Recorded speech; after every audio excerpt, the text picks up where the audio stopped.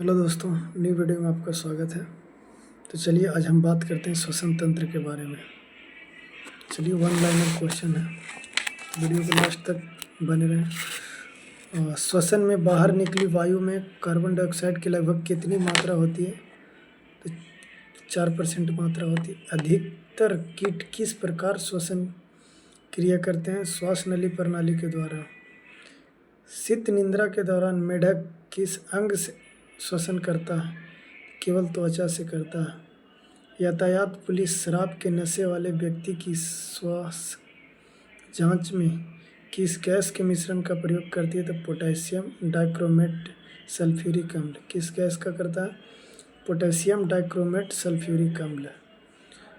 श्वासोच्छ्वास में बाहर निकली वायु में ऑक्सीजन की कितनी मात्रा होती है? तो लगभग 17%। श्वसन में रुधिर का कौन सा घटक ऑक्सीजन का अवशोषण करता है? लाल रक्त कणिकाएं। अवायवीय श्वसन में पेशी कोशिकाएं ग्लूकोज को किसमें परिवर्तन होकर ऊर्जा उत्पादन करती है? लैक्टिक अम्ल। भोजन निगलते समय श्वसन मार्ग किस अंग द्वारा बंद हो जाता है? एपिग्लॉटिस के द्वारा। किसे? एपिग्लॉटिस के द्वारा। भोजन निगलते समय श्वसन मार्ग किस अंग द्वारा बंद हो जाता है? तो एपिग्लॉटिस के द्वारा। फेफड़ों में कौन सा आदान प्रदान किसके द्वारा होता है? फेफड़ों में गैसों का आदान प्रदान किसके द्वारा होता है? तो रुधिर के द्वारा। क्रेब्स चक्र की क्रिया किस कोशिका में संपन्न होती है? तो माइटोकॉन्ड्रिया में। किस में होती है? माइटोकॉन्ड्रिया में। ऑक्सीश्वसन की क्रिया कोशिका के किस भाग में संपन्न होती है? कोशिका द्रव एवं माइटोकॉन्ड्रिया। ग्लाइकोलाइसिस क्रिया को ऑक्सी तथा अनॉक्सी श्वसन का सामान्य चरण माना जाता है।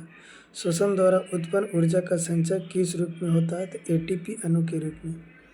पहाड़ों पर रहने वालों में आरबीसी की संख्या कितनी होती है? क्योंकि पहाड़ पर वायु कम संघनित होते हैं। कार्बोहाइड्रेट तथा वसा उपचय के प्रमुख अंतिम उत्पादन है कार्बन डाइऑक्साइड एवं पायरुविक अम्ल। अवायवीय श्वसन में कौन सी प्रक्रिया होती है? ग्लाइकोलाइसिस। मानव में श्वसन दर प्रति मिनट लगभग कितनी होती है? तो 12 से 15 होती है। ग्लाइकोलाइसिस में अंत में ग्लूकोज पायरुविक अम्ल में परिवर्तित हो जाता है। ग्लाइकोलाइसिस के एंजाइम कहाँ पाए जाते हैं? कोशिका द्रव्य में। किस कारण से ऊतकों में ऑक्सीहीमोग्लोबिन से ऑक्सीजन निकलकर ऊतक द्रव्य में जाती है? तो ऑक्सीजन की कमी और कार्बन डाइऑक्साइड की अधिकता के कारण। फेफड़ों की कोशिकाओं में गैसीय विनिमय किस प्रकार होता है? सक्रिय ट्रांसपोर्ट के द्वारा। मानव शरीर में श्वसन केंद्र कहाँ स्थित होता है? मेडुला ऑब्लंगाटा तथा पोन्स में। फेफड़ों के ऊपर का आवरण किसका बना होता है? प्यूरल कला का। किसका? प्यूरल कला का।